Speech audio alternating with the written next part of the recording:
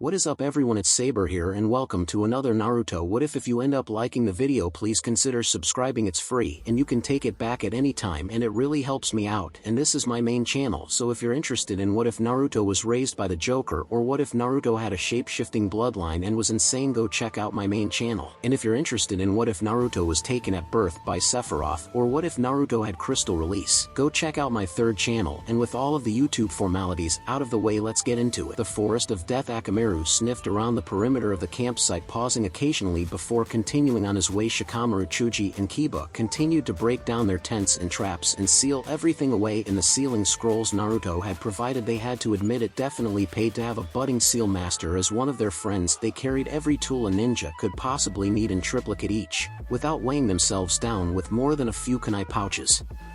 Akamaru finally whined quietly as he moved next to Kiba, his tail drooping slightly. "Don't worry about it, Akamaru," Kiba said affectionately. "If you can't find it, then the scent isn't there." Shikamaru sighed quietly. "Troublesome. Now we have to start searching the entire forest." Kiba just laughed. "We have to make up for the easy win in the first phase somehow. Time skip." "Yep, those are the markers you need." "Good job," the proctor said, smiling at Team Gayash. "Our flames of youth have made us the first team to pass the second phase of the exam," Lee cried out excitedly. The proctor coughed. "Actually, you're the second team to pass." Niji's eyebrow raised slightly. "Oh, did Naruto and his team already pass?" "Nope, haven't seen any sign of that team, and they'd be hard to miss. It was a team from Suna that passed already, actually finished in just under 7 hours. Damned if I know how, since one of their targets started clear on the other side of the forest." "I see," Niji said thoughtfully. "Yash, I must test myself against their flames of youth," cried Lee, looking like he was ready to charge into the tower that very moment. "Save it for the exams." Lee 1010 said drily. "Time skip anything." Shino, Sasuke, both of her teammates just shook their heads, and Sakura sighed. "This isn't going nearly as smoothly as I had hoped. It's one thing to fight them and fail, but we can't even find our targets to begin with." "I would not worry excessively, Sakura-san. Team 61 at least must target our team as well, so we will almost certainly encounter them at some point." "Doesn't help with Team 9, she replied sourly. Sasuke just shrugged. "We've got 2 days, and we've already covered this section of the forest. If we keep moving, we'll find them eventually." Sakura grumbled under her breath, but relaxed as her teammates soothed her fears. "Fine, let's go." Time skip. The last of the Taki team crumpled to the ground under Hinata's assault. Hinata slowly relaxed, the blue glow around her hands fading as she recovered her breath. "See, couldn't be easier," Naruto said firmly, patting Hinata on the shoulder. Hinata blushed slightly and nodded. Ino held up the wooden marker she'd pulled from one of the Taki Genin's pouches. "And here's number 50. Now we just have to get to the tower. You guys go on ahead and make sure the path is clear. I'll stick around till these guys wake up. Make sure they have a chance to make it out of here safely. We could stay with you, Naruto-kun," Hinata offered. Naruto smiled at her, but waved her off. "Nah, don't worry about it. You guys are much more suited to scouting than I am," Ino chimed in, pulling Hinata away from the clearing. "He'll be fine. Besides, this gives us a chance to talk without little brother overhearing. He's cool and all, but he's still a guy, you know." Hinata blushed slightly but didn't protest as Ino led her away from the clearing, though she sent the occasional worried glance towards Naruto. Kushu watched them leave with a thoughtful expression on his face, coming up with excuses like this was a little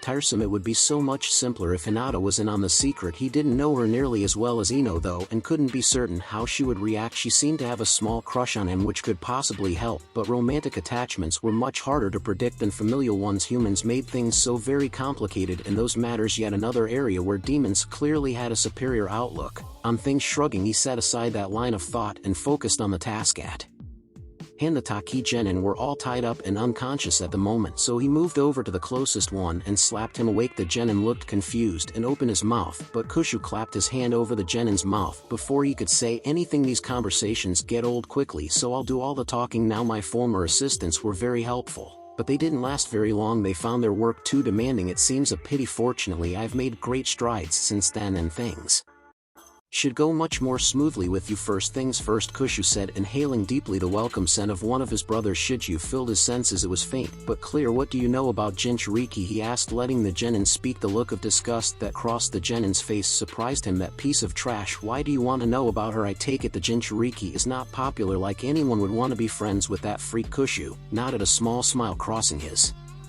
face. It seemed Suna was not the only village to mistreat their Jinchuriki, which would make recruiting or stealing her away that much easier. All the better for him. "Does she complain of screaming? Does she randomly kill people?" What, his face paled at Kushu's insistent glare. "No screaming, not that I know of, and she wouldn't dare hit anyone, much less kill somebody." Kushu's smile grew slightly. Jiraiya had seemed certain that none of the other seals could possibly be as bad as Ryuto's had been.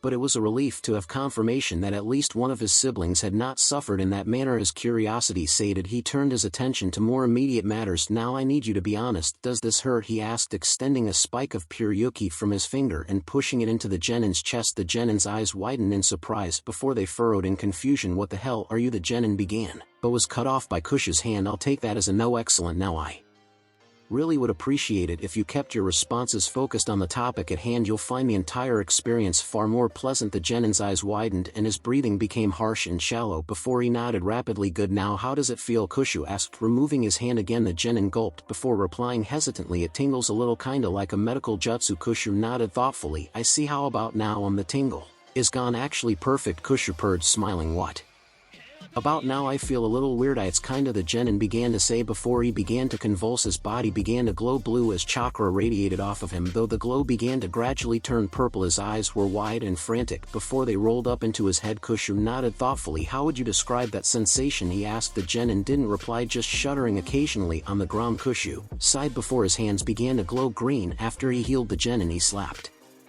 him awake again. The genin's eyes filled with tears as he stared up at his blonde captor. "Please just let me go." Kushu shook his head, adopting a sad expression. "If you'd just answer my questions, it'll all be over soon." "Now how did that feel?" "Please just let me." He cut off his plea as Kushu's eyes narrowed. "It felt like my chakra was exploding, like I was trying to use a jutsu without expelling the chakra." "Interesting. If that's the case, then..." He trailed off before extending his yuki into the genin's body again. The genin began to scream immediately, but his voice soon cut off. Kushu grinned widely as he withdrew his hand and untied the ropes binding the genin. The genin stood up jerkily, his movements hesitant and uncoordinated. Slowly he began to walk towards the edge of the clearing, his eyes staring vacantly at nothing and his expression slack. Before he could make it to the edge of the clearing, there was a wet tearing sound, and red energy poured out of his back towards Kushu. The genin collapsed in a bloody heap and didn't move again. "Well, now that's interesting. Not sure how much use I'll get out of that exactly, but I dare say I'll think of something." He stood and moved over to the genin, his hands glowing green again as he knelt next to the body. "And you survived that well for a few seconds. Anyway, I'm impressed." Kushu turned back, eyeing the other two genin speculatively. "Now that we've got that matter cleared up, I do believe Ino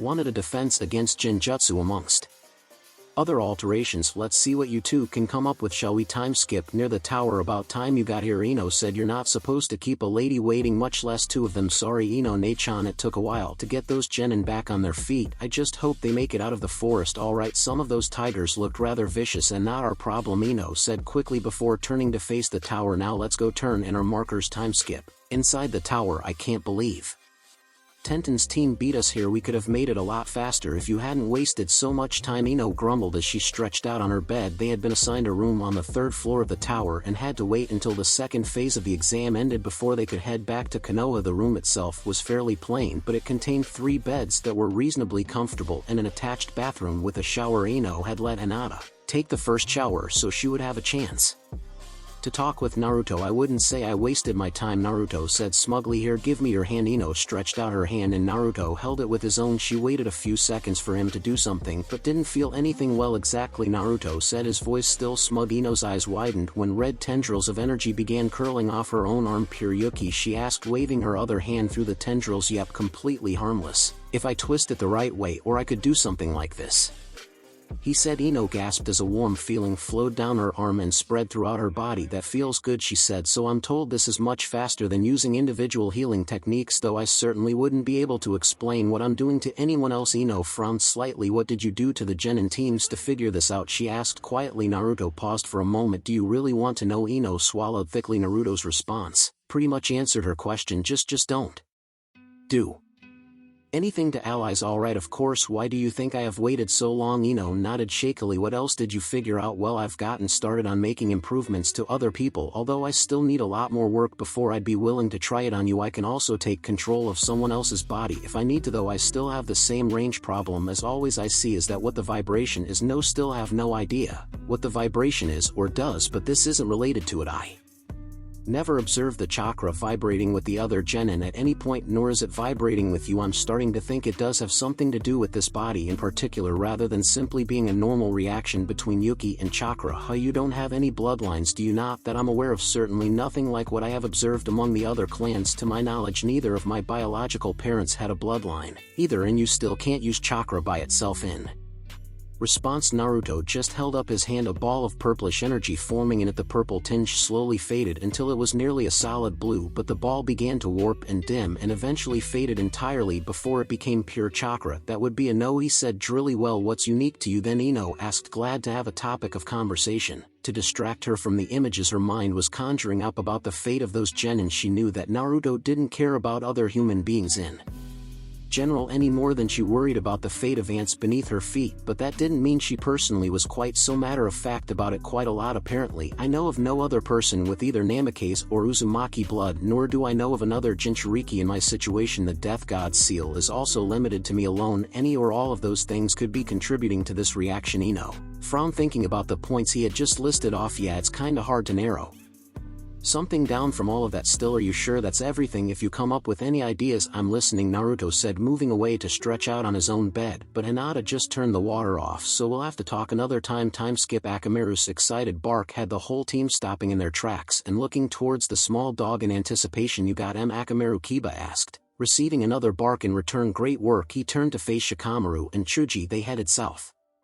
following the river towards the tower. Then we go south. Time skip. What do you think, guys? Sakura said, watching from high in the branches of a tree as the AIM team took a break, refilling their canteens from the river and pulling out ration bars from their packs. They are not our targets, but we have yet to find either of our own. Perhaps another team's marker could prove useful as a bargaining chip. We can take them, Sasuke said confidently. We need something, or we're going to fail. We can even try to change the number on a marker using a Genjutsu. If we can't find our targets before time runs out, we are unlikely to deceive a proctor with such a tactic, Shino pointed out. Sasuke glared at him before nodding towards Sakura, who appeared rather worried. Shino sighed quietly and inclined his head slightly towards Sasuke. Nonetheless, it is possible. Sakura nodded slowly. Alright, so we're agreed. Then we'll take this team out and hold on to their marker. Shino and Sasuke both nodded. How are we going to attack then? We did just spend the last month perfecting a new Genjutsu combination, Sasuke said, smirking. Sakura brightened and nodded firmly. Time skip. Shikamaru sighed quietly as he took in Team 47's current state. They had finally located the AIM team they had been searching for the last 12 hours, but someone else had gotten to them first. Even though all of the AIM genin were unconscious, their wounds had been bandaged, and they were tucked into the shelter of a small hollow beneath a tree. Most importantly, their marker was gone. Kiba began swearing loudly in response to Akamaru's bark, drawing Shikamaru's and Chuji's attention. What is it? It was Sakura, Sasuke and Shino. Kiba growled. Troublesome. Shikamaru sighed. If we're after the same team, only one of us can pass. No shit, Kiba snapped before he resumed cursing loudly. Well, they don't necessarily need Team 47's marker. They could have taken it as a bargaining chip in case another team has the marker they need. Kiba considered that thought for a moment, nodding. Maybe. Yeah. Chuji decided to interrupt at this point. Shouldn't we go after them in that case? Shikamaru and Kiba both nodded in response, and Kiba turned back to his canine companion. Alright, Akamaru, fine. Team Kurenai. Time skip. My Kakaichu have finally found the scent trail for Team 61. They seem to be circling the tower. Alright, things are finally looking up. Sakura cheered. How far away are they? We should be able to catch up to them in 30 minutes, perhaps less. We should take them out tonight, that way we can focus on finding the last marker we need tomorrow, Sasuke said. His teammates nodded in agreement. 30 minutes later, they were surveying the camp Team 61 had set up as they settled down for the night. Sasuke's Sharingan was activated as he studied the area. They've set up traps around the perimeter, but they're pretty basic. They have a couple of decoy traps, but nothing we wouldn't have noticed anyway, my Kakaichu report.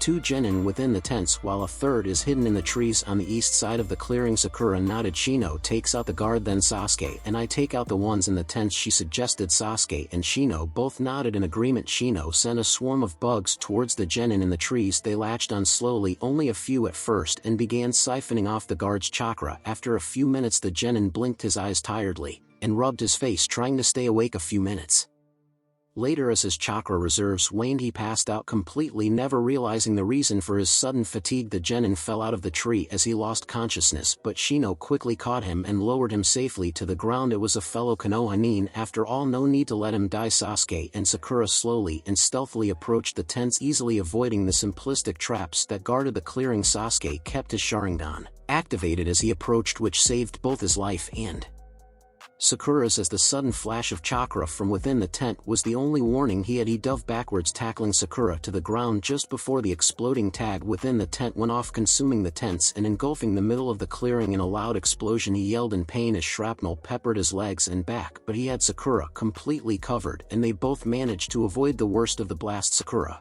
shoved him to the side, her kunai blurring as she deflected several kunai that were flying towards them. Wait, where Konoha Nin, she called out desperately, blocking as even more kunai were launched towards her. The onslaught paused for a moment and she could make out cursing from the distance. Two figures entered the clearing, kunai held warily in front of them. The genin were much older than her own team, maybe 17 or 18 by the looks of them. What the hell are the rookies doing here? One of them asked. You're one of our targets, Sakura said quickly. We weren't going to kill you, just knock you out and take the marker. She turned towards Sasuke, rolling him onto his stomach and examining the wounds on his back. Yeah, that worked out real well for you, didn't it? The other said snidely. Why don't you get the hell out of here? We sure as hell aren't going to give you our marker. Wait, his teammate said. What team number are you? Sakura hesitated, looking nervous. It doesn't matter, she answered finally. I'll just leave, I need to take care of my teammate. Sasuke was beginning to look a little pale and the amount of blood pouring off his back looked bad. Your team 70, aren't you? The genin asked, ignoring Sakura's concern. No, we're not, Sakura replied too quickly. The older genin smirked. Either way, you might as well leave your marker with us. It's not going to do you any good since you won't be getting ours. You can look after your teammate. After that, the two genin began to advance on Sakura and Sasuke, but suddenly stumbled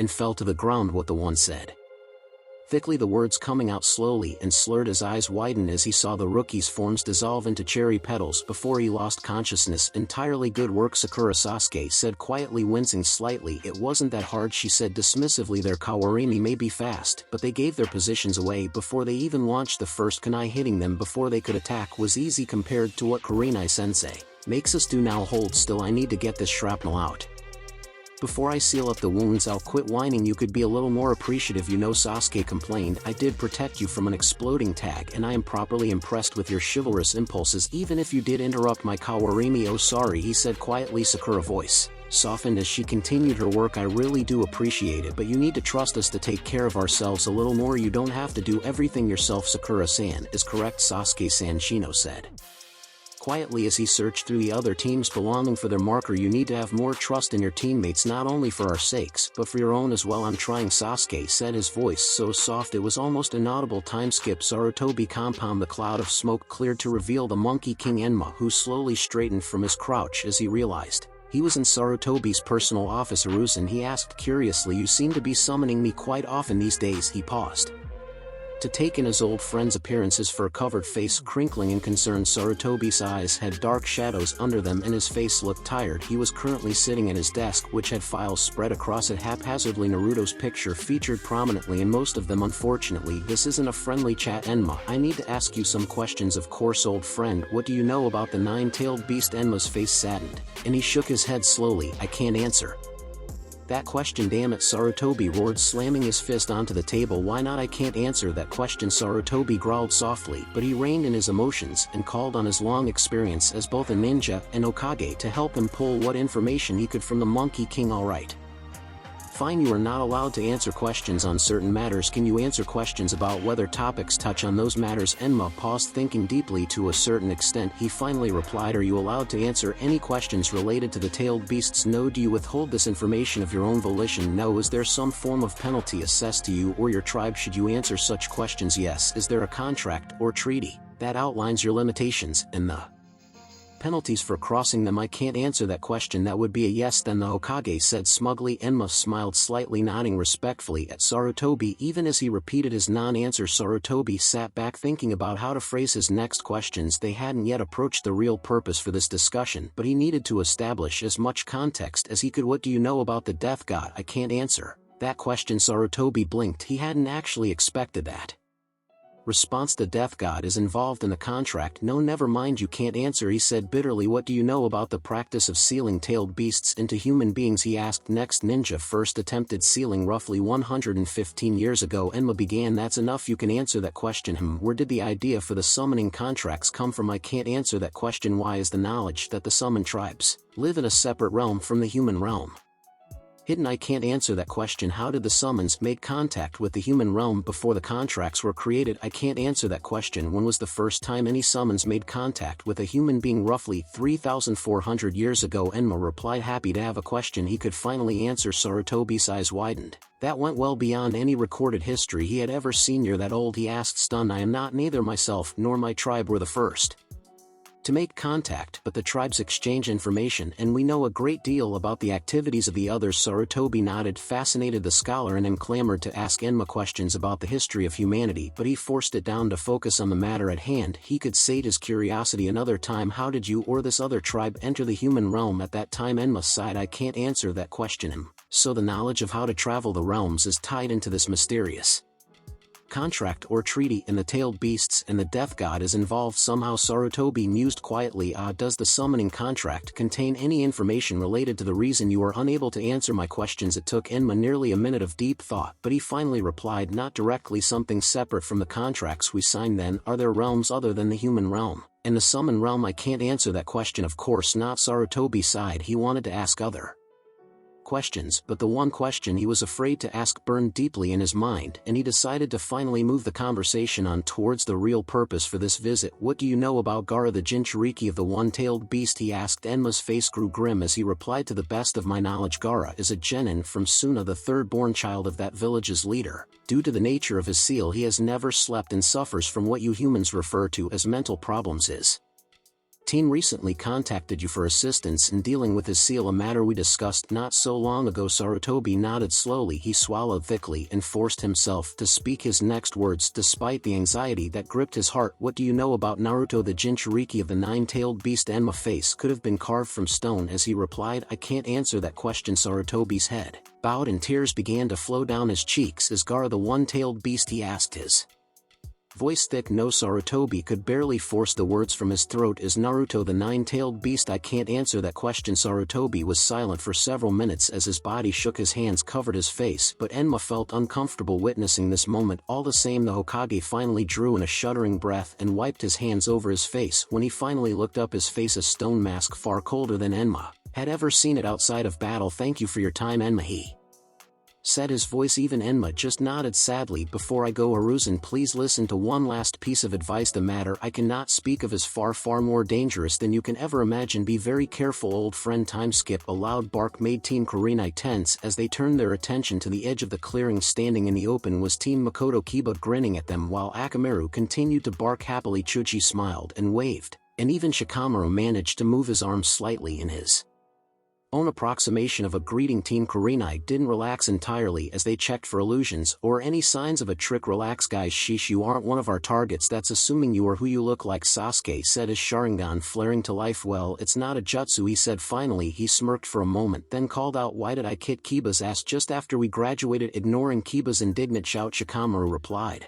because of the bet he made with the troublesome blonde. Shino turned to Sasuke and asked, was your Sharingan not sufficient to confirm their identity? It was. I just can't pass up an opportunity to make fun of Kiba, Sasuke said quietly. Sakura coughed suspiciously as she covered her mouth and turned away from Team Makoto, her shoulders shaking with suppressed laughter. I heard that asshole, Kiba yelled, stalking into the clearing. So what are you guys here for? I assume you aren't here just to chat, Sakura said, interrupting Kiba's advance. Nope, Shikamaru said lazily.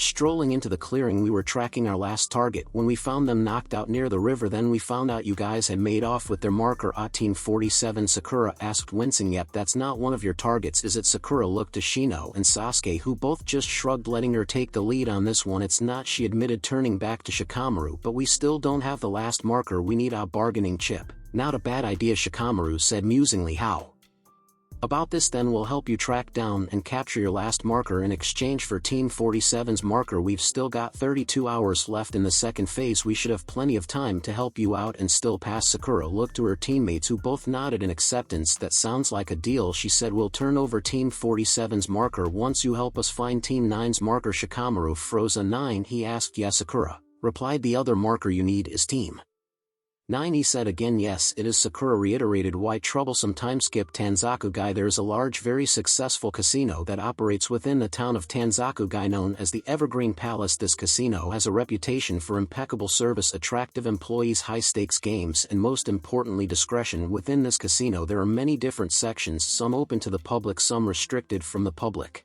and some the public doesn't even know exist. In one of these unknown sections. There's a private meeting room reserved for a certain type of client who might encounter problems of the legal kind if they were to show their face in public. This room was currently occupied by 3 people. The first was Jiro Sawada, a man of medium height and weight, dressed in an expensive and ostentatious suit. His brown hair was slicked back and his face was kept clean shaven. His face wasn't exactly handsome, but his square jaw and tan skin suited him well. The other 2 occupants of the room were both tall, though no other physical features were discernible. Both were covered in black cloaks and masks that hid all of their features from view. The only remarkable trait about them was the sword one carried strapped across their back. Judging by the scabbard, the curved blade was nearly 4 feet long and the hilt added another foot to that length. "Thank you for agreeing to meet with me, Sword-sama," Jiro said. "You paid us very well simply to show up at all." Sword replied. Sword's voice was distorted heavily and masked the gender or even age of its owner, though it was still understandable. "I hope for your sake this isn't a trap. It would not go well for you." "Of course not," Jiro protested nervously. "My clients simply understand how valuable your time is and wish to demonstrate how serious they were." "1,000,000 Ryo is certainly serious," the other figure replied, their voice similarly distorted. "Indeed,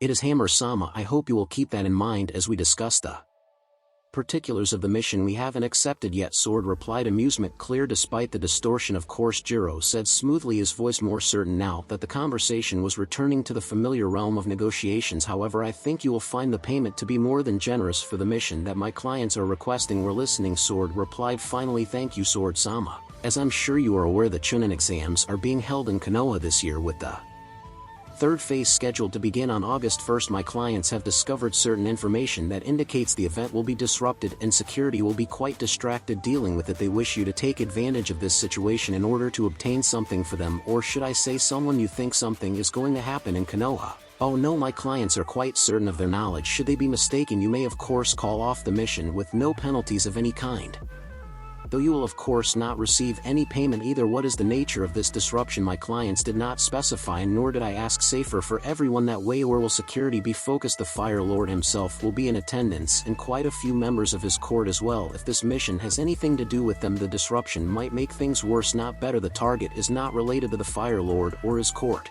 in any fashion, so do not worry about that. Even I wouldn't dare touch something like that." "Who is the target then?" "Technically there are multiple targets you can choose from, and my clients are willing to pay 5,000,000 Ryo each if they are delivered alive and reasonably unharmed." The clients indicated that only 1 target should be offered per freelancer, "but since you are a duo you may select 2 fine targets," Hammer said impatiently. Jiro reached for the briefcase at his hand, making sure to keep his hands visible, and moving slowly he pulled out 5 folders, flipping through them quickly to confirm their contents before placing them one at a time on the table. "Hyuga Hinata, Hyuga Hanabi, Uchiha Sasuke, Uchiha Satomi, Uchiha Katsune," he said as he placed each one on the table. "Each of these are worth 5,000,000 Ryo." He reached into his briefcase again, pulling out 2 more folders. "There's more," Sword said incredulously. "Konoha would go to war over those 5 alone." Indeed, the Kumo incident demonstrated quite clearly how Konoha will react when its children are threatened. Nonetheless, my clients believe that this will be an unparalleled opportunity to acquire the Byakugan or the Sharingan and are willing to take the risk. "What are the other 2 folders then?" Hammer asked. "Ah well, these are special. I am making these available to you because of your impeccable reputation in our line of work. Never failing a mission makes people take notice, whereas the other 5 are worth 5,000,000 Ryo each. These 2 are worth considerably more," Jiro said, dramatically flourishing the folders. "The first is worth 25,000,000 by itself, while the second is worth 100,000,000 Ryo." Sword and Hammer both stiffened visibly, causing Jiro to smirk. "Yes," he said smoothly, "a considerable amount of money indeed." He flipped through the folders quickly, then laid them on the table, keeping them separate from the others. "I understand the value of the bloodlines, but I personally can't claim to understand why these 2 would be so valuable. Nonetheless, my clients wish to make the offer and I will facilitate it to the best of my abilities." He flipped open the first file. "Mitarashi Anko," he said. Sword and Hammer exchanged confused glances. "Yes, I don't understand it either. A Tokubetsu Jounin with no bloodline or special skills beyond the ability to summon snakes, and she doesn't even possess the contract. This one makes just as little sense," he said. Flipping open the second file, "Yamanaka Naruto." He heard the creak of a chair and the rustle of cloth and glanced up from the file quickly. Hammer had a hand on Sword's shoulder, but he couldn't see anything else amiss. Shrugging slightly, he continued, "Hailed as one of the rising stars of Konoha, he was adopted by the Yamanaka clan head sometime between the age of 4 and 5. There are rumors that he is actually the bastard child of the clan head himself, or perhaps another member of the Yamanaka clan, though no one can prove it. The information we have available shows no evidence of a bloodline Yamanaka, or otherwise. Feel free to peruse the information as you see fit. Just keep in mind that you may only select 2. The others will be offered to other freelancers and you will not be paid even should you return with the other targets. We like to keep things organized. Hammer shared a brief glance with Sword before replying, "We'll take Mitarashi and Yamanaka." "Excellent," Jiro said, removing the other files from the table. "You may keep those files for your own use. Now that our business is concluded, I would like to remind you that we have reserved a pair of rooms for your use for the night. This private room is yours to use as you see fit for the remainder of the evening, and all food and drinks are as always complimentary for our clients. You will also find private gambling rooms should you wish to put your money to good use." With that, he gathered up his briefcase and left the room, smiling and bowing as he closed the door behind him. "Why didn't you let me at him?" hissed Kushina.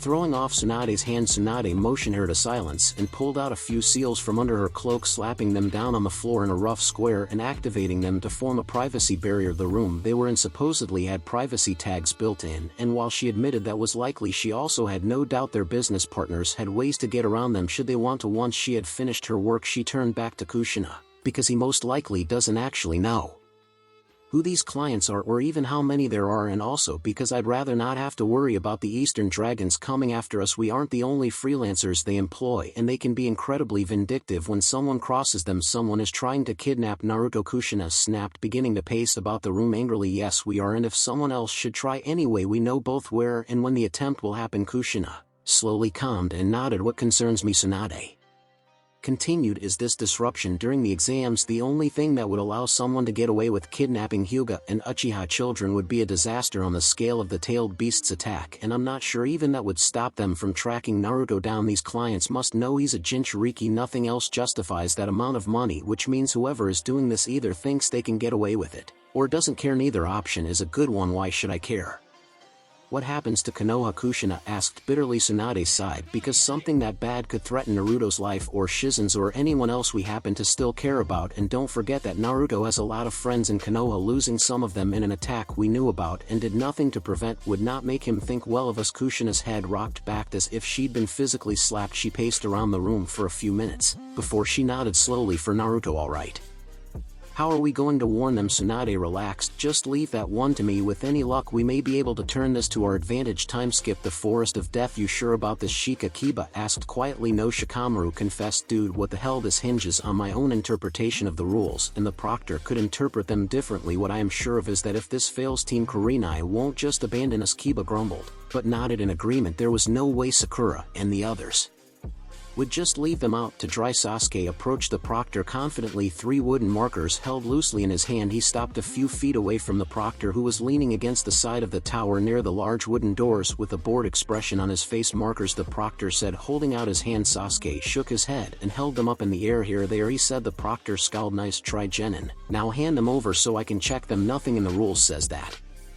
We have to physically give them to you, and if I'm good enough to fool a Chunin from 5 feet away, I guess I deserve to pass anyway," Sasuke said, smirking. The proctor straightened from the wall and slowly approached Sasuke, his face darkening. Sasuke's smirk faltered and his body tensed as he took in the ugly expression on the Chunin's face. "Listen here, Uchiha," the Chunin spat, "I don't care how good you think you are, because as far as I'm concerned you're scum, just like Fugaku, just like your crazy brother, just like the rest of your traitorous little clan. Now you can hand over those markers and I'll consider letting you pass, or I can fail your worthless ass right now for disobeying a proctor." Sasuke's entire body was quivering with fury, and the only thing that kept him from attacking the proctor were Shino and Sakura's restraining hands. Shino's expression was hidden by his trench coat and sunglasses, but the loud buzzing of his insects betrayed his agitation. Sakura's face was openly angry, and she was returning the proctor's glare with one of her own, though he paid no attention to her. Shikamaru cursed quietly as he watched the scene. He hadn't counted on the proctor on duty being one of the idiots who harbored a grudge against the Uchiha. This could ruin his plan and end up getting either or both of their teams failed. The standoff continued for a few tense seconds before a loud piercing whistle sounded from the doorway to the tower. Anko Mitarashi walked out from the tower, moving in a slow saunter with a sadistic grin fixed on her face. Only those who knew her well would be able to detect the underlying anger in her expression. "What seems to be the problem here, slave?" The Chunin's face twisted further before he fixed it back into a neutral expression. "No problem, Mitarashi-san. This Genin was trying to circumvent the rules of the exam by refusing to turn in the markers for inspection. I simply informed him that continued refusal to do so would result in failing the exam." "I see.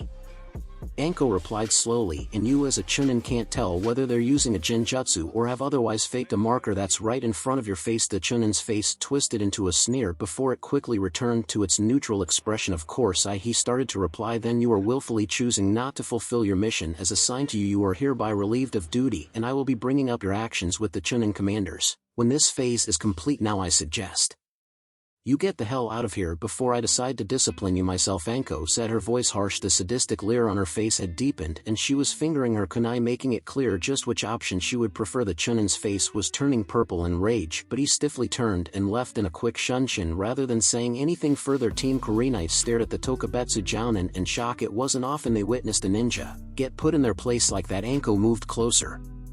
Still fingering her kunai, she leaned in to get a closer look at the markers, her trench coat gaping open and her tight mesh bodysuit doing interesting things to her anatomy. Despite themselves, all of the genin found their eyes straying, their reactions varying between appreciative and envious. Anko smirked and whirled around as she began sauntering back towards the tower. Not bad, brats, not bad. Most teams wouldn't have thought of trying that at all, or would have folded quickly. I would choose your targets more carefully before you take jabs at their pride next time though. Now tell the idiots in the trees to get over here and present their own markers. I haven't got all day. Time skip. Inside the tower, Gaara walked down the sand-covered street, slowly taking in the sight of the village. As he did so, the citizens of Suna gave him a wide berth, scattering as he approached and talking in quiet, fearful whispers behind his back. Temari and Kankuro were still beside him, however, their presence a soothing constant. As he moved through the village, he blinked in confusion as he suddenly found the street completely empty. All the people who had been avoiding him before had simply vanished without a trace. He turned to ask Temari what was going on, but found that both his siblings had disappeared as well. He could make out a distant noise that sounded vaguely like shouting and cheering, so he moved in that direction. He saw a large number of people, enough to be the entire population of the village, gathering outside the walls that protected Suna. The crowd still parted as he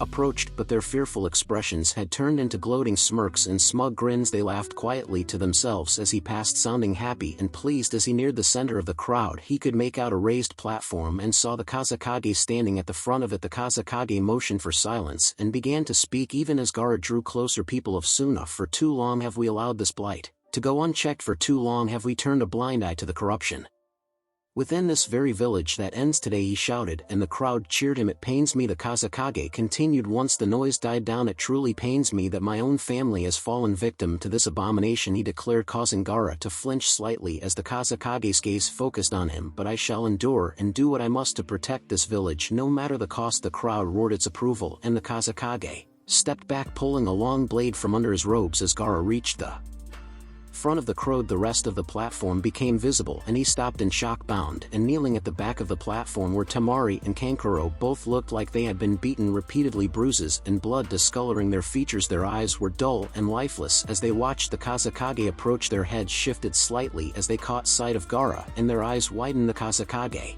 raised the sword, pausing dramatically even as the crowd's cries reached a fever pitch. It's your fault, Temari choked out quietly, tears pouring down her face. It's your fault, echoed Kankuro. The blade fell, Gaara screamed as he sat up, his hands stretching out desperately. Sand swirled around him, whipping this way and that. In reaction to his distress, he paused, panting as he took in his surroundings. Endless desert stretched in every direction, the sun beating down upon him heavily. The heat wasn't terrible though, in fact it was oddly mild. His brow furrowed in confusion. He recognized this, or at least thought he did. He had seen the other Jinchuriki in a place like this, and also that odd ball of chakra, the one-tailed beast, if the other boy was to be believed. Where Temari and Kankuro? Where was the raised platform and the Kazekage? Where was the crowd of villagers? Was that a dream? Was that what people saw when they slept? That wasn't restful or relaxing or pleasant, or anything like what people claim. That was horrible. Ahem, a voice said from behind him. He jumped to his feet and whipped around the sand, already lashing out to attack whoever had snuck up on him. When the sand approached the other figure, however, it just swirled around him gently before settling to the ground. Now, is that any way to treat your fellow prisoner? The figure said. Gaara paused, letting the sand drop back to the ground and studying the figure. It was like looking in a mirror almost. While the other person resembled him greatly, there were several small changes. Where Gaara himself had green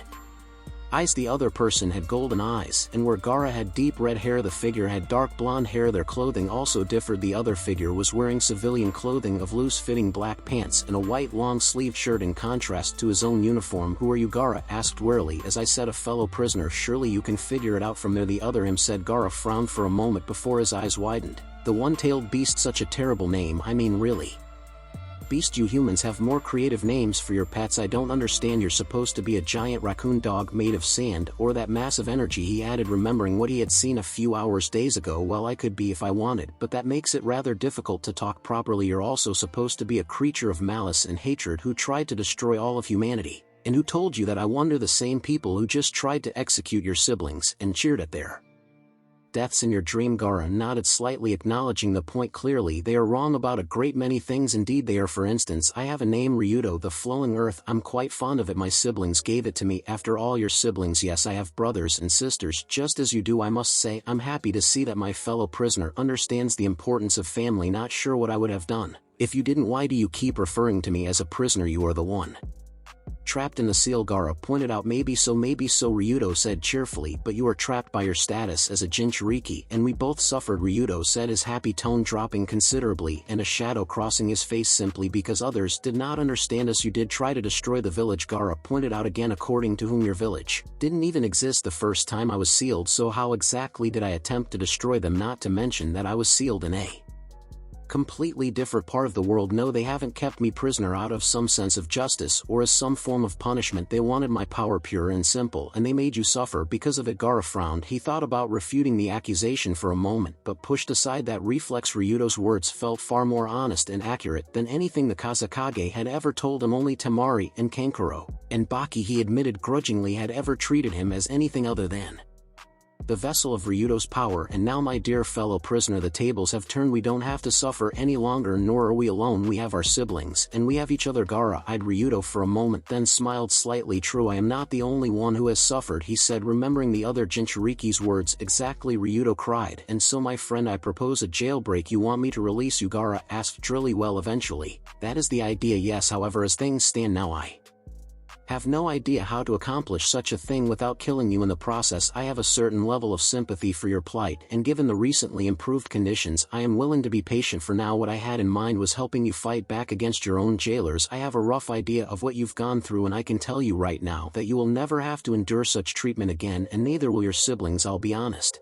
and say that revenge also features heavily in my plans, Ryudo added, his grin turning vicious and the sand around his feet churning wildly. Gaara pondered the idea for a minute. Finally he replied, what did you have in mind? Ryudo clapped his hands excitedly. Well, first, it might be a good idea to have a chat with that other Jinchuriki. Time skip inside the tower. Gaara slowly came awake, his awareness finally returning to the real world for the first time in days. He felt very strange and disoriented, and he felt like something was missing. It took him nearly a minute of blearily blinking his eyes and adjusting to the light streaming in from the window before he realized that he didn't feel tired. A smile came unbidden to his face as he focused on that thought. Sleep, blissful, restful sleep. Even that nightmare couldn't dull the joy he felt in this moment. He had slept, he was rested, it was wonderful. His thoughts turned to his fellow prisoner, and he began to wonder if that had actually been real. It could have been another dream. Although it felt very different from that nightmare he had experienced just prior to it. No, if his conversation with Ryudo wasn't real, then neither was his meeting with the other Jinchuriki, and that had actually happened, he was sure. Allowing his focus to turn outward once again, he heard the sound of soft breathing to his left and looked over there. He saw his sister sitting in a chair, her head resting on her arms on the edge of his bed. As she slept, even as he looked, she began to stir, raising her head slowly and rubbing at her eyes. She froze when she caught sight of him looking at her, a small smile on his face. They stayed like that for a while, just watching each other, before tears began to well in Temari's eyes. I'm sorry, Gaara said. He wanted to say more, apologize for all the times he had rejected their concern and advice, all the times he had threatened to kill them, all the times he had failed to be the brother they deserved. But Temari had pulled him into a hug and was holding him tightly, tight enough that it was actually difficult to breathe. His eyes widened in panic as he thought about the sand that had always protected, lashing out and hurting her. But his sand didn't so much as twitch. He could feel it, the connection clearer and stronger than ever, but there was no instinctive reaction when Temari got close to him. He wasn't certain if the automatic defense he had come to rely on had vanished completely,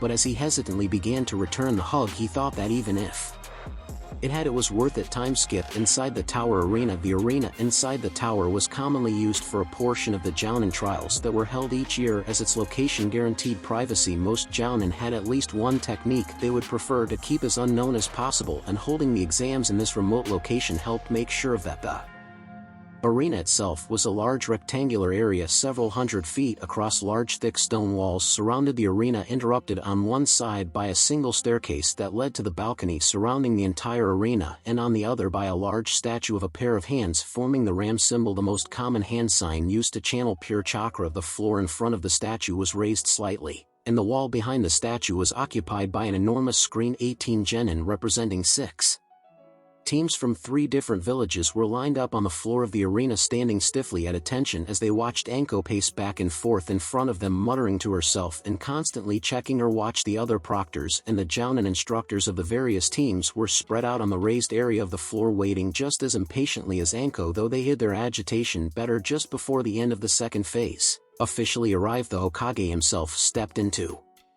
the room and made his way to stand behind Anko. His gaze swept over the genin assembled in the room, all of whom stiffened slightly as his gaze focused on them. Regardless of whether they were from Konoha or not, they felt a little intimidated, knowing they were being judged by one of the most powerful and accomplished ninja to have ever lived. The Hokage's gaze lingered on Naruto for a moment longer than the others, but the Hokage's expression didn't change and he quickly moved on. "And that's time," declared Anko to the gathered genin. "Congratulations on passing the second phase of the exams. I must say that I didn't actually expect this many teams to pass the second phase, but that just means the spectators get a better show come the third phase. This also ends my part in the proceedings, so I will turn the floor over to Hokage-sama, who would like to say a few words," Anko said, her tone sounding respectful and serious. For the first time since she first appeared before the genin, the Hokage smiled at her and stepped forward, his hands clasped behind his back. "I also extend my congratulations to all those teams who managed to pass the second phase of the exams. Overcoming the challenges, both human and otherwise, this forest contains is an impressive achievement for a genin and speaks well of your potential." The international Chunin exams were started nearly 50 years ago as part of a treaty between the 5 great ninja villages. These exams are intended to allow ninja from each village to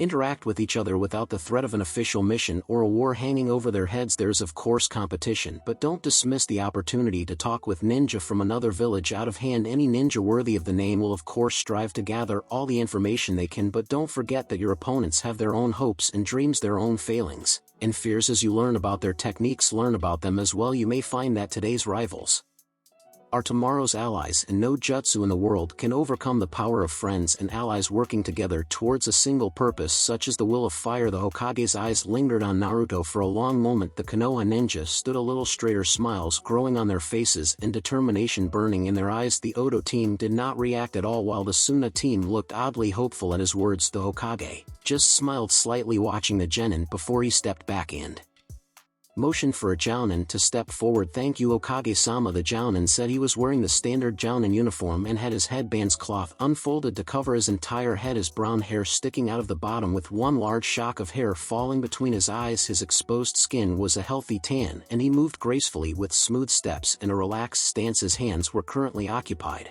with carrying a small box. "I am Heiei Gekka, the proctor for the third phase of the exams."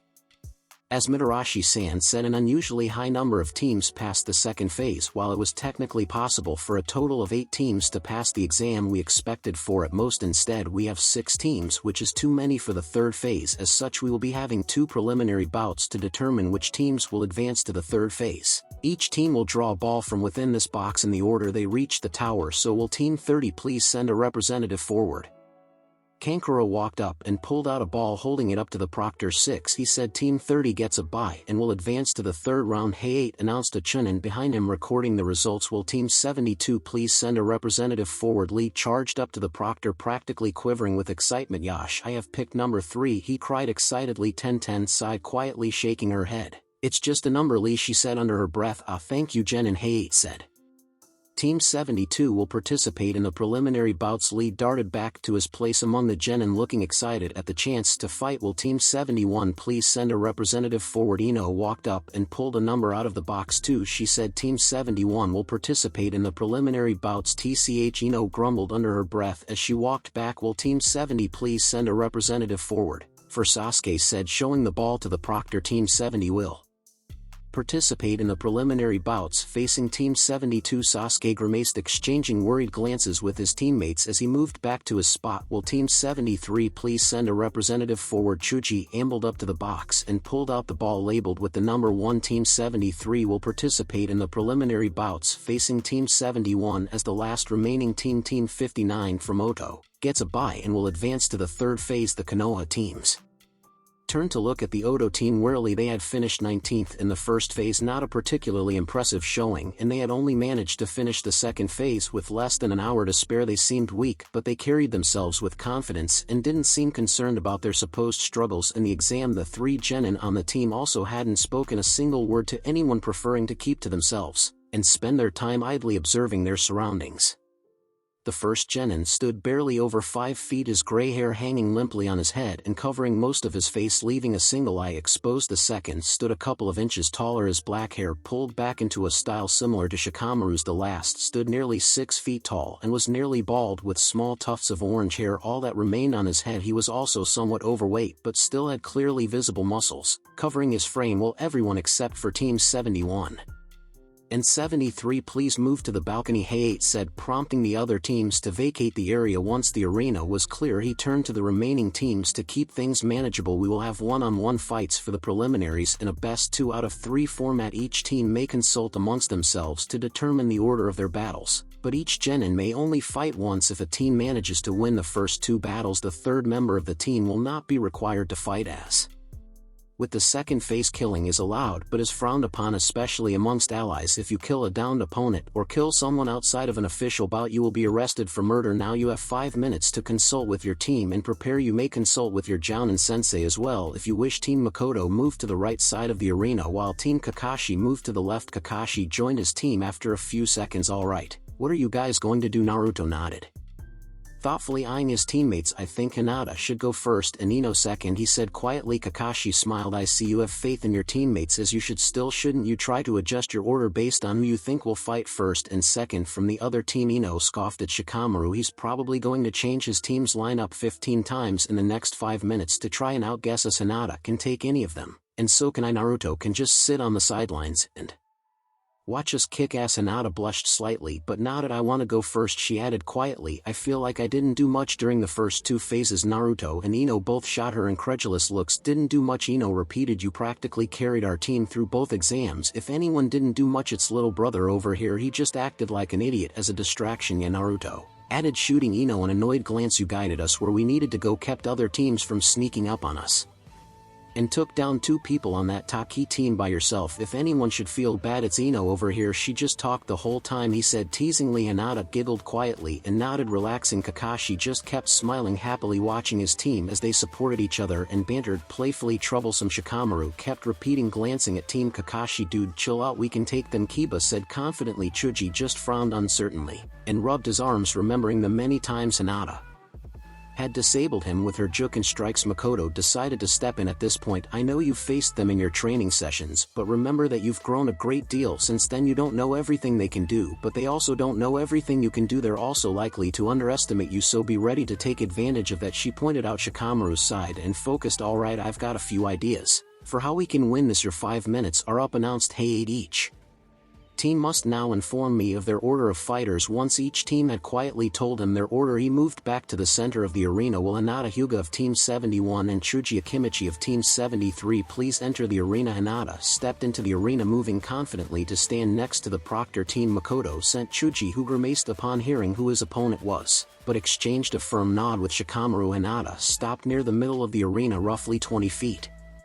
from Chuji, and fell into a ready stance, waiting for the proctor to signal the beginning of the fight. Chuji settled into his own stance, eyeing her warily. Very well, Hayate said. The first battle of the preliminaries is between Hinata Hyuga of Konoha and Chuji Akimichi of Konoha. Begin with that. He leapt back to give the fighters room. Hinata immediately burst forward, the veins around her eyes bulging as she activated her Byakugan and her hands beginning to glow a faint blue as she gathered chakra. She halted her advance and leapt to the side as Chuji punched downward, hammering the ground beneath his feet and shattering the stone tile. Hinata could see the shimmer of chakra as Chuji released some sort of jutsu that caused some of the shattered tiles to blast outwards, whipping through the air where she stood a moment ago. She began to circle him and watched warily, trying to determine if that was the extent of his new jutsu. Chuji continued to pound the tiles beneath him, shifting his position between each blow and leaving a trail of rubble behind him. Hinata maintained her distance and easily avoided the projectiles he sent her way. Her eyes narrowed as she saw some of the tiles were sticking to his arms. It seemed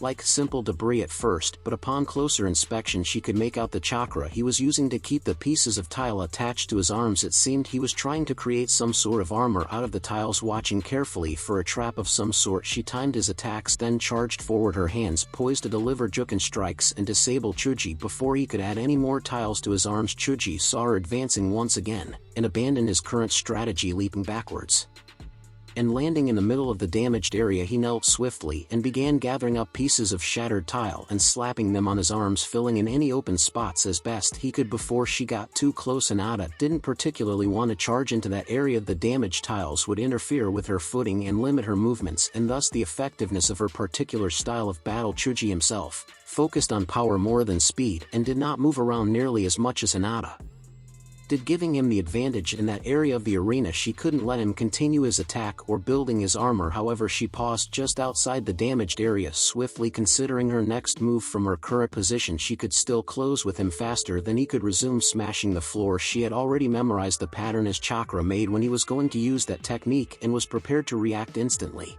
but Chuji was also free to continue slapping on the already broken pieces of tile. She could maintain her position and let Chuji tire himself out maintaining his armor, but to gain an advantage in terms of chakra she would need to deactivate her Byakugan and thus might miss any traps he laid. No delaying her attack had already allowed him to gain an advantage. Giving him more time would be a mistake. Her best option was to force him out of the damaged area. Thus decided, she moved forward once more, moving swiftly and gracefully between the areas of undamaged tile she could find. Chuji settled himself into a defensive stance and watched her approach warily, ready to counter as best he could. Once she was in range her hands began blurring as she struck repeatedly, the first two fingers of each hand extended. Chuji shifted his arms rapidly, barely keeping up with the assault, but it was enough. The chakra emitted from her fingers did not penetrate through the tiles enough to reach his tenketsu and close them. Chuji visibly gained confidence as he continued to withstand her assault until he finally punched forward in a counterattack, nearly catching Hinata as she dodged. She bent around his arm, her fingers lancing towards his upper arm, which was not covered, as well as his forearm. She managed to score 2 hits each, closing a tenketsu, but Chuji pulled his arm back and pivoted, forcing Hinata to jump back to avoid his strike. She landed awkwardly and off balance as the broken tile shifted under her feet, and Chuji rushed forward, his arm raised and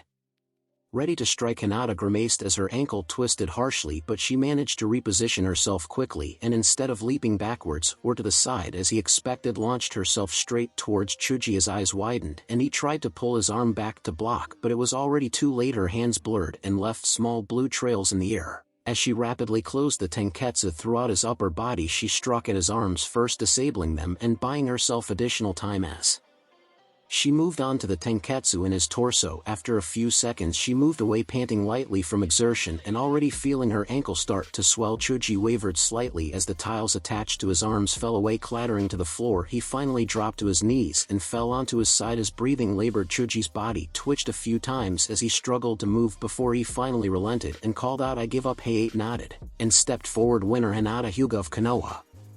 Hinata blushed slightly as the sound of cheering and clapping drifted down from the balcony, especially the sounds of her teammates. She moved over next to Chuji, limping slightly, and began unsealing his tenketsu. "I thought I had you that time," he said ruefully. Hinata nodded and replied, "Using the tiles and damaging the floor was very good." She complimented him. "You forced me to fight on your terms." "Still wasn't enough though," he said, sitting up and rubbing his arms. Hinata just nodded again, feeling a little uncomfortable. Despite the years she had spent training with the other children, she still felt awkward whenever she defeated someone in a spar. Chuji in particular made her feel guilty as he had never once managed to defeat her. This bout was actually the closest he'd ever come. Chuji finally stood and extended his hand. "Good fight," he said. Hinata nodded again and shook his hand before heading back to her teammates. Still limping slightly, Naruto and Ino met her partway, both grinning happily.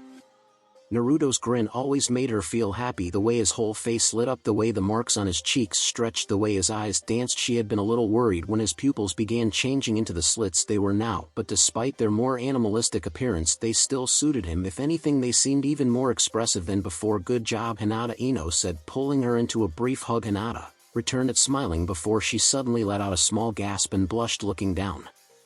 She saw Naruto kneeling at her feet, his hands glowing green as he gently held her foot and ankle. He looked up at her, his wide grin making her stomach do flip-flops. Trust Hinata to take care of her opponent before looking after her own injuries, he said, his voice gently chiding. Sorry, she replied. She frowned, internally admonishing herself for falling back into her old habit of stuttering. She'd managed to conquer that problem years ago, with the help of her mother and her friends, but sometimes Naruto caught her off guard and her shyness would come roaring back. Will Ino Yamanaka of Team 71 and Shikamaru Nara of Team 73 please enter the arena? Hayate called out. Alright you two, that's my cue, my turn to kick some ass, Ino said, moving past them to stand near Hayate. The proctor had changed his position slightly to avoid the area Chuji had busted up in the previous bout. Shikamaru shuffled out slowly, an apathetic expression on his face once the two competitors were in place and other genin had left the arena. Hayate nodded. The second battle of the preliminaries is between Ino Yamanaka of Konoha and Shikamaru Nara of Konoha. Begin. Ino immediately leapt back to avoid Shikamaru's shadow, which lanced out quickly and nearly caught her anyway. She had to jump back twice more to avoid the shadow before it finally halted, quivering in place for a moment before withdrawing. She let out a shaky breath when she saw it retract. He'd improved his range by several feet since the last time she'd seen him use it, and that was without any supplemental shadows. Still, she knew how far he could extend it. Now not gonna be that easy, Shika, she taunted. There's no shadows for you to use, and now I know your limit. Troublesome, Shikamaru said, groaning. Why do I always have to deal with the blondes just for that? Ino growled, pulling out a handful of kunai and flinging them in Shikamaru's direction. He dodged them easily, with a minimum of movement, some landing in front of him while others sailed past him a short distance. She smirked to herself and began a series of hand signs. She was going to enjoy this a lot more than she should. Lightning, release chain lightning, she called out, thrusting one hand forward and emitting a burst of electricity. She didn't know this one well enough yet to drop the name or any of the hand signs, so it was a little slow. Still, she only put a relatively small amount of chakra in the technique, enough to hurt and possibly stun him, but far short of being lethal. Shikamaru dodged much more quickly this time, but his prior laziness cost him. Though the technique missed initially, it struck the kunai Ino had thrown earlier and arced back and forth, jumping from kunai to kunai and striking Shikamaru, who was caught in the middle. She felt a little guilty when she heard his yell of pain, but relaxed when she noticed that the lightning wasn't even burning his skin. She had judged the amount of chakra well, although she probably could have put more in without doing any serious damage. Is she trying to kill him? Makoto hissed at Kakashi, her hands clenched. Nope, Kakashi replied from his spot, leaning against the railing. She's barely putting any chakra in that. If anything, she's holding back too much. Why does the thought of Ino throwing lightning bolts at people scare me? Sakura asked quietly as she watched the match. Sasuke shuddered slightly. It scares me too, he admitted. She's already got a temper, she doesn't need anything to make it even worse. Ino cut off the chakra flowing into the jutsu and allowed it to dissipate. She waited a few moments, pulling out a few more kunai as she waited to see if Shikamaru would surrender or not. She sighed as she saw him slowly getting to his feet, his limbs twitching spasmodically every now and then. He said, his tone as lazy as it was before. You want some more? Ino called out, annoyed. She hefted the kunai in her hands, but her eyes widened as she saw Shikamaru fling his own kunai towards her, and she saw the paper wrapped around the hilt of the weapon. She threw her kunai towards him as she leapt to the side, making sure to keep her distance from Shikamaru. She didn't want to get caught by his shadow because she'd gotten careless. Instead of the explosion she'd expected, she heard a loud poof and smoke filled the area around where the kunai had landed. A dud, unlikely since Naruto was probably Shikamaru's source for tags. A smoke tag then. That made her feel a little safer, but Shika was probably planning to use that smoke to extend his shadow. Sure enough, she could see a tendril of shadow extending from the smoke and began jumping away. Another kunai whipped past her and erupted into another cloud of smoke. She changed course and doubled her speed to gain some extra distance. She stopped in the middle of the damaged area, well away from the two clouds of smoke that were already slowly dissipating. Shikamaru's shadow lanced out of the second cloud towards her, dipping into one of the damaged tiles before coming out of the other side. She tensed, preparing to move away again, but the shadow came to a stop a solid 10 feet away. Quivering, she could see Shikamaru himself standing inside the second dissipating cloud, his face set in a grimace as he strained his shadow to its limit. As the cloud faded, the shadow began to shrink, pulling back until it barely reached the outer edge of the damaged area. Nice try, Shika, but you'll have to do better than that, Ino called out. She'd already used a lightning jutsu, and after his painful lesson earlier he wasn't likely to stay anywhere near her kunai if she threw more witch earth jutsu. Should she? Shikamaru was still maintaining the shadow shit. She tried to leap away, but her body refused to obey her commands. Shadow possession success, Shikamaru called out lazily. Kakashi whistled lowly. I hate that Ino got caught, but damn if that isn't impressive. Did they plan that? Makoto smirked. Your team isn't the only one with good teamwork, you know, she replied smugly. That is such bullshit, Ino replied, frowning. How could you possibly have gotten me from that far away? Shikamaru turned his head to the right, Ino's own mirroring his motion as her vision panned. She could see the shadow connected to her own coming out of one of the damaged tiles. Behind her from that tile she could see the thin shadows stretching from one damaged tile to the next, leading up to the first tile where she had thought his shadow stopped. Ino felt her hand dipping into her pouch and pulling out a kunai. Despite all her efforts she couldn't stop the kunai from raising until it hovered near her throat. After a long pause, Hayate entered the arena. Winner Shikamaru Nara of Team 73. Ino felt her arm lower before Shikamaru's shadow detached and she regained control of her body. She grumbled under her breath as she put away the kunai and began gathering up the ones she had thrown earlier. Good work, lazy ass, she said as he strolled by. Thanks, he said, nodding at her. Did you have to hit me with that lightning jutsu? That hurt, he added. Totally your fault for moving as little as possible. Consider it a free lesson, Ino replied, smirking before she moved to join her teammates on the balcony. Naruto met her halfway. Too bad, Ino Ne-chan, if the proctor was being fair you would have won with that first jutsu. She shrugged. Maybe, but I could have put more chakra into it without doing any real damage, so the fact that he was still functional was my own fault. I could have used the time he was down more effectively too, she admitted, frowning. Well, you didn't want to hurt him too much, so I wouldn't say that you did anything wrong necessarily. Anyway, don't worry about it, I'll take care of Kiba, and we'll be on our way to the third phase. Ino nodded, grinning. Try not to embarrass him too much, his whining can get annoying. I can hear you just fine, you know, Kiba called out from his place next to Hayate. Akamaru barked in agreement from his spot next to Kiba. Both Naruto and Ino turned to look at him and grinned widely, nodding in unison. We know, they replied. Kiba growled in annoyance and began tapping his foot impatiently. Naruto moved over to join him, nodding to the proctor. The third battle of the preliminaries is between Naruto Yamanaka of Konoha and Kiba Inuzuka of Konoha. Kiba immediately pulled out a red pill and tossed it to Akamaru, who bit down on it. After a few moments Akamaru's fur turned to a deep red. He growled, the sound much deeper and more menacing than usual. Kushu just smirked, taking this seriously. I see I'm going to win this, Kiba shouted, his face set in a scowl. Me and Akamaru have been training hard so we could take you down. I'm touched, really, Kushu said, holding a hand over his heart. Internally he was considering how best to approach this fight. There was no question he would win, but should he go for a physical confrontation? Ninjutsu, use his medical knowledge to disable Kiba, pull out some of his binding seals for a quick win. Kushu's time trapped in this body had taught him the value of keeping his abilities hidden. Kakashi and the other ninja thought his ninjutsu range was limited to roughly 12 feet at the moment, for instance, when in reality it was closer to 20. A stray thought one day had led to him experimenting with pulling some of his yuki back into the seal, carefully and slowly, of course, as he didn't want to lose any of his progress he had built up over the years. Once he was satisfied that he could send the yuki back outside of the seal easily, he began testing his range again and found that how far he could extend his yuki was directly related to how much yuki he had outside the seal. From there it was a simple matter to begin underplaying his abilities. Makoto frowned slightly as she listened to her genin declare that his entire purpose for training was to defeat Naruto. I thought I'd gotten him past that, she grumbled. Sakura shook her head. No offense, Makoto-san, but I don't think Kiba's ever going to admit he doesn't stand a chance against Naruto. Naruto is also really good at getting him riled up without even really trying. Shino adjusted his sunglasses as he observed the two genin in the arena. Kiba's obsession with defeating Naruto is most unreasonable. Naruto has always been the strongest of us and will likely grow only more so in the future. Learning to work with him and training with him is a much more sensible approach. Kiba and sense don't always go together, Sasuke said, shaking his head slightly. Kiba charged forward, Akamaru right beside him, and began attacking with a series of quick swipes. His fingers curled into claws and reinforced with chakra. He really was taking this seriously, it seemed. If any of his attacks struck, they could do serious damage. Akamaru tried to circle behind him, the dog's teeth snapping at his feet and legs. Kushu began dodging, his body swaying back and forth and his feet shifting rapidly in a maneuver he had seen Kakashi use against his own team to great effect. The seemingly effortless movement had the dual benefit of keeping his hands free and taunting his opponent. While he dodged, he continued to consider his approach. Hinata had used strictly taijutsu,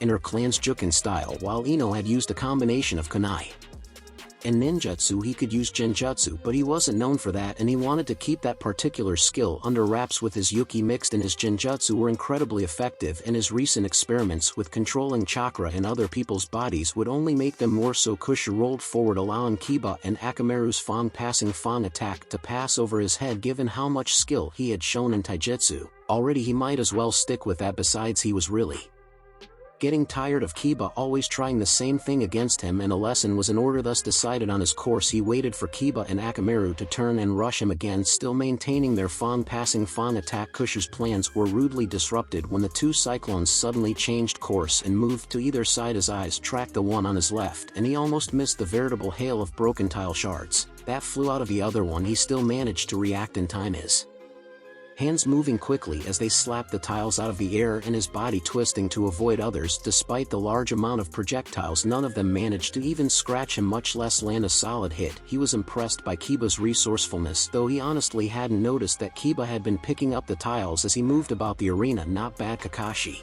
observed as he leaned on the railing next to Makoto. He knew he wasn't going to land his attacks normally, so he used his normal attack routine as a ruse while he prepared another attack. Makoto nodded, frowning slightly. It didn't work though. Kakashi just smiled beneath his mask, pride evident in his voice. Not bad, he repeated, but not good enough to take down Naruto. Kushu could actually hear Kiba cursing as none of the shards he had thrown managed to so much as scratch his hands. Kiba redoubled his speed and ferocity, his attack actually leaving gouges on the tile floor as he maneuvered to make another pass at his opponent.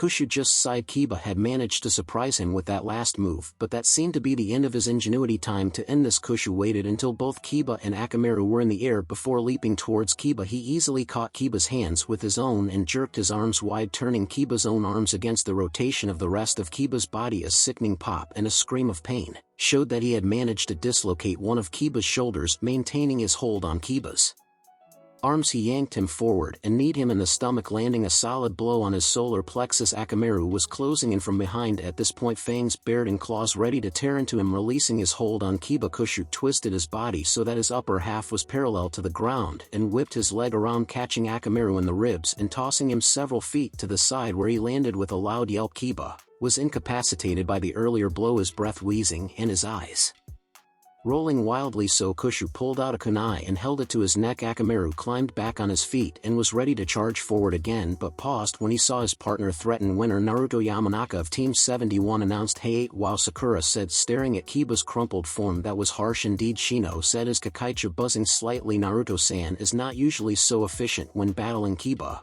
That is also the first time I have seen Kiba's passing Fang maneuver countered in such a manner. It's worse than that," Sasuke said as Sharingan activated and his fists clenched. "He timed his counter perfectly. He doesn't have so much as a scratch on him from doing that, and he didn't take any damage from those tiles Kiba threw either. He's gotten much stronger since we graduated, or he's never fought Kiba all out," he growled. "Crap," Sakura said, thinking about her own team's chances if they had to face him in the finals. Kushu knelt next to Kiba's prone form. He placed one hand on Kiba's shoulder and activated a medical jutsu while the other grabbed the elbow on that side. With a quick shove, he forced the shoulder back into its socket. Kiba barely managed a low moan, still too out of it to register what was going on. Standing up, he dusted his hands off and began heading towards the balcony, letting Chuji and Shikamaru collect their teammate. They waved off the approaching medics and pulled Kiba to his feet, letting him hang off of their shoulders as they followed Naruto to the stairs. Team 71 will advance to the finals. Hey 8 announced Team 70 and Team 72 will now battle to determine which team will advance. The same rules apply, so you have 5 minutes to consult with your Jounin instructors before informing me of the order in which you will fight. Once he had heard from each team, Hey 8 stepped back into the middle of the arena. "Very well, Wooly Rock of Team 72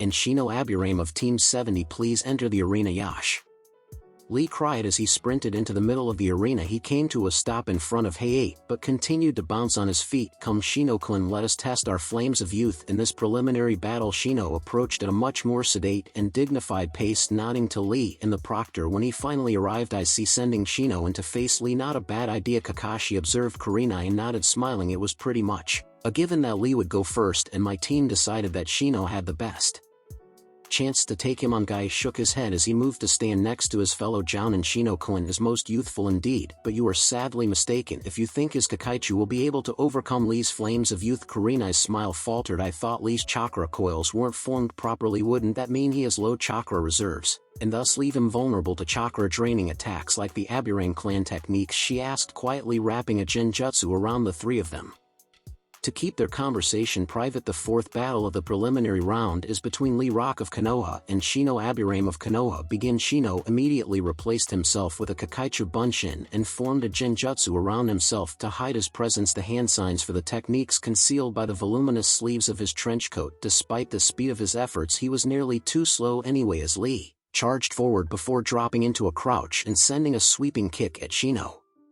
While crying out Konoha Gale excitedly, the Bunshin immediately dissolved and the bugs began to latch onto Lee and drain his chakra. Shino relaxed, slightly relieved that his plan was already working. All he needed to do now was buy some time for his bugs to drain Lee's limited chakra reserves, and he would win the bout. His confidence faltered when Lee snapped off two quick kicks, his legs blurring. The sudden forceful motion caused many of the Kakaichu to lose their grasp on Lee, and they went flying through the air, scattering. Roughly a quarter of the Kakaichu remained attached to Lee, but he seemed unconcerned as he settled into a ready stance and began scanning the arena. Shino formed another Kakaichu Bunshin and had it charge Lee. Lee once again rushed forward and effortlessly dispatched the Bunshin. Two more quick kicks and he once again dislodged many of the Kakaichu on his legs, though the overall number still grew. Shino shifted his position in the arena, moving carefully to avoid detection. The plan was not going quite as smoothly as he had hoped, but it was still effective. Lee seemed unable to detect his presence behind the genjutsu and was making no efforts beyond the initial kicks to remove the Kakaichu from his person. These tactics, while slow, seemed likely to win the match. Nonetheless, that is a common misconception, Guy said solemnly. It is not Lee's coils that are malformed, it is his chakra network. Kurenai's face paled. Isn't that fatal? Normally yes, Guy said, his face grave. However, Lee's case is relatively mild as it only resulted in roughly 2/3 of his tenketsu not forming correctly and failing to hold chakra properly. Instead, his chakra is constantly leaking from most of his tenketsu and diffusing throughout his body. He will never be able to use ninjutsu or genjutsu and is most fortunate that he has enough properly formed tenketsu in his feet to perform the tree walking and water walking exercises. None of that matters though, because in taijutsu one day he will surpass me, Guy finished proudly, his face beaming. Kakashi's eye widened. I didn't know that, he admitted. If his chakra is always leaking throughout his body, then indeed my eternal rival. It is very much like constantly exercising his reserves, Guy replied. Due to that, he actually has very high chakra reserves, more than any Konoha genin in this exam other than the most youthful Naruto-kun. Shino-kun will never be able to drain enough chakra to diminish Lee's flames of youth. Shit, Kurenai muttered. Another Bunshin was created and dispelled, and two more kicks sent the Kakaichu flying through the air. A portion of them landed on Shino's hidden form, seeming to disappear in midair as they passed through the genjutsu. Lee's eyes suddenly blazed, and he launched himself forward, crying, "There you are!" Shino's eyes widened as he tried to block Lee's rapid attacks, but a heavy kick sent him flying to the side and disrupted his illusion. His form revealed,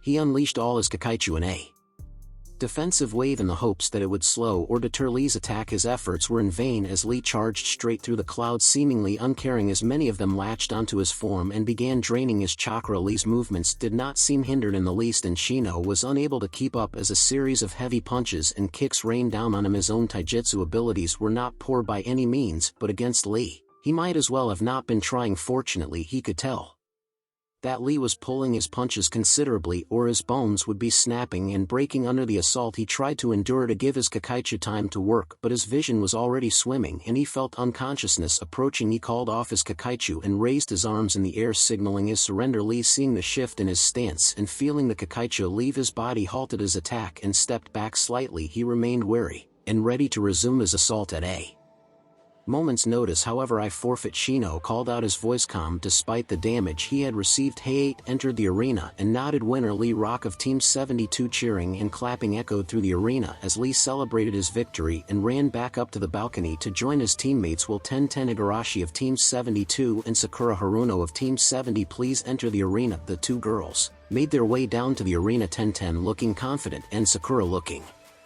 slightly unnerved. It had been her idea to send Shino against Lee, though her teammates and sensei had agreed with her reasoning. The complete failure of her plan had undermined her confidence about her own chances. It didn't help that she knew she couldn't take Tenten in weapons either thrown or wielded or pure taijutsu. She had no idea about the girl's ninjutsu capabilities. Though her own weren't exactly impressive genjutsu, she almost certainly had an advantage in, but she stopped across from Tenten and waited for the proctor's announcement. She mentally shook herself and refocused. She hadn't trained so hard and long just to wilt at the first sign of trouble. Her nerves steadied a little anyway. She began reviewing the layered genjutsu she would use against Tenten. The fifth battle of the preliminary round is between Tenten Igarashi of Konoha and Sakura Haruno of Konoha.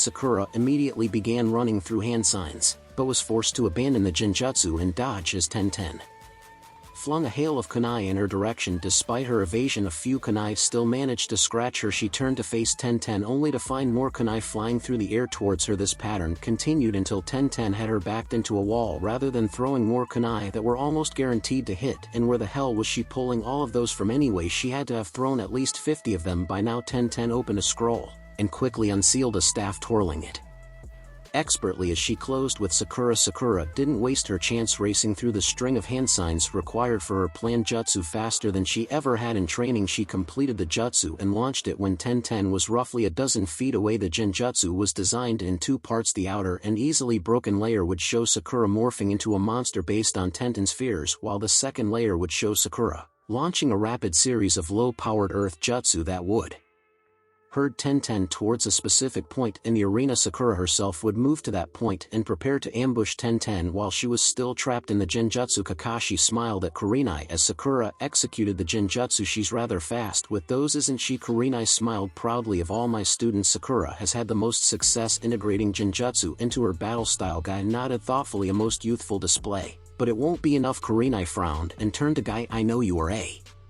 taijutsu specialist, but don't underestimate the power of genjutsu. That's not what I meant. Guy responded calmly. I appreciate the power of a well-applied genjutsu and would certainly not disrespect their potential. What I meant was that Sakura's plan will not be sufficient to defeat Tenten. Once she felt the genjutsu take hold, she rapidly moved away from Tenten. As expected, Tenten first tried to ignore the jutsu and lashed out, with her staff striking the area where Sakura was standing just moments ago. When that failed, Tenten focused and flared her chakra, attempting to force all foreign chakra out of her system and thus disrupt the genjutsu. Sakura was tempted to try to take advantage of Tenten's distraction then and there, but swiftly reconsidered as Tenten whipped the staff around her body repeatedly in an attempt to ward off any strikes she couldn't see. Instead, Sakura watched as Tenten began dodging a series of phantom attacks. Satisfied that the second layer of the genjutsu was working as intended, she began moving into position. Unfortunately, her control over the genjutsu wasn't good enough to launch another jutsu without disrupting it.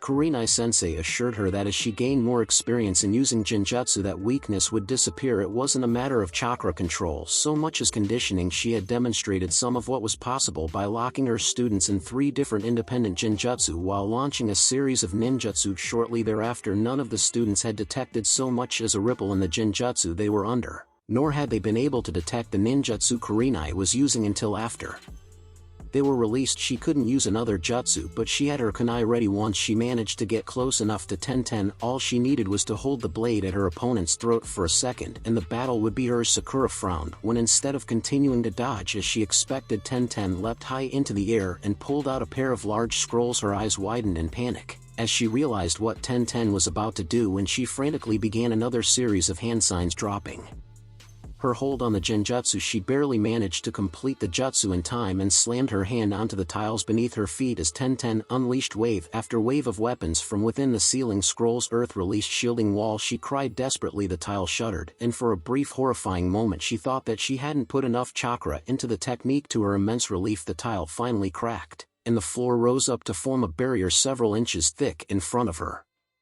The clang of metal striking tile and stone echoed throughout the arena as her barrier protected her from Tenten's attack. The clanging continued for several seconds before it finally trailed off. Sakura tensed and readied her kunai as she prepared to leave the protection of the barrier before she had taken more than a single step. However, a blur whipped around the barrier and smashed into her arm, forcing her to drop the kunai, and spinning her body slightly before she even had a chance to react. She felt several more blows land, the blur moving so fast she couldn't even determine what sort of weapon it was. Her world spun crazily and she found herself lying on the ground with her ears ringing and her vision blurry. Winner Tenten Igarashi of Team 72. She heard the proctor call out and her heart sank. It took several more seconds before her vision cleared enough to make out Tenten standing above her, a segmented staff poised above her throat. Shame and guilt warred within her as she realized that her failure to win the battle had just cost her team the chance to advance to the finals and possibly earn a promotion to Chunin. She felt tears burning her eyes, but she forced them back as Tenten helped her to her feet. The blonde-haired girl had a faintly apologetic look on her face, but she just nodded politely before moving away to join her team. How? Sakura asked suddenly. How did you know it was a genjutsu? Tenten paused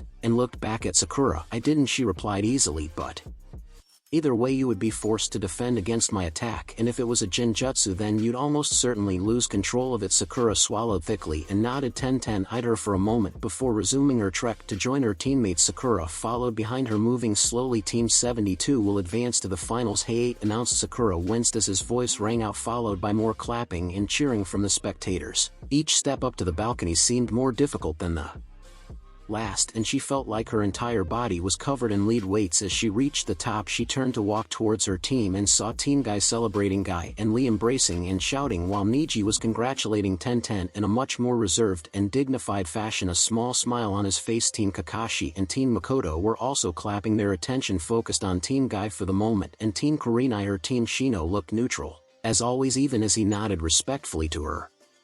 Kurenai-sensei had a sympathetic expression on her face, and Sasuke looked angry and frustrated. She flinched when he looked at her, afraid that he was going to yell at her. All her talk about trusting his teammates, and here she lost before he even had the chance to compete at all. She felt all the old insecurities coming back, the feelings of loneliness and anxiety she had never quite forgotten from that first year in the academy. For a moment she contemplated just running from the tower altogether, but she forced that aside. Even if her team turned her away, she could at least face it with her head held high. She had done the best she could, even if it hadn't been enough. Damn, Sakura, was that a layered genjutsu? Ino's voice called out, cutting through the haze that had begun to fill Sakura's mind. Indeed, it was, Naruto added, and she did it without calling out the name and took less than 2 seconds for 13 hand signs. She's gotten a lot faster since we graduated, he finished, nodding to Sakura respectfully. Sakura gaped for a moment, her mind still locked in self-loathing and having difficulty understanding just what they were saying. Were they complimenting her? Kurenai-sensei stepped forward and laid a comforting hand on Sakura's shoulder. You did very well, Sakura, she said. It was just your misfortune to run up against a more experienced kunoichi. There is nothing to be ashamed of, she added quietly, her last words meant for Sakura's ears alone. Sakura nodded slowly, not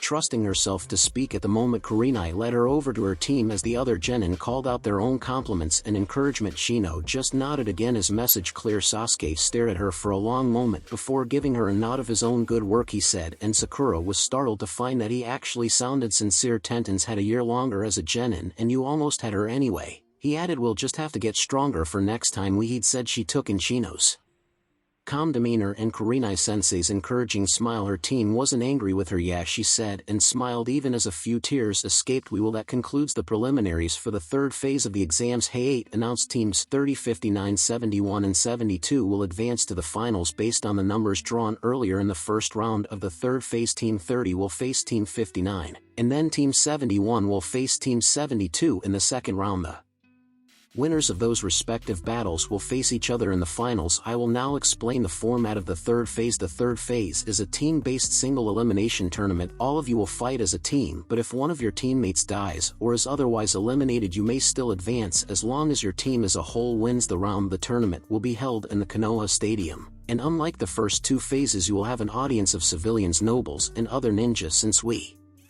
have 4 teams this year, the tournament will be spread out over 2 days. The first 2 battles will be held on the first day, with the finals held on the second day. The winning teams from the first day will be sequestered until the finals on the second day to prevent any outside interference. They will not be allowed to receive any outside help in the form of advice or medical assistance, including from their jounin instructor. Should any participant sustain serious injuries, they may withdraw from the tournament in order to receive aid. They personally will not be able to continue, but their team will not otherwise be penalized. The arena itself will be divided into 3 sections. Each section will have a different simulated terrain type and a number of traps or hazards which you must avoid while battling your opponent. The terrain types and traps will be altered between the first and second days. Each section will also have an objective, which you must find and take possession of in order for a team to win. They must either defeat all of their opponents or maintain possession of all 3 objectives for 5 continuous minutes. You will obviously know who the members of the opposing team are, but you must choose which member of your team will enter which section prior to the beginning of the battle, much like we determined battle orders earlier. During the course of the battle, if one of you manages to defeat your opponent and gain control of the objective, you will have the option of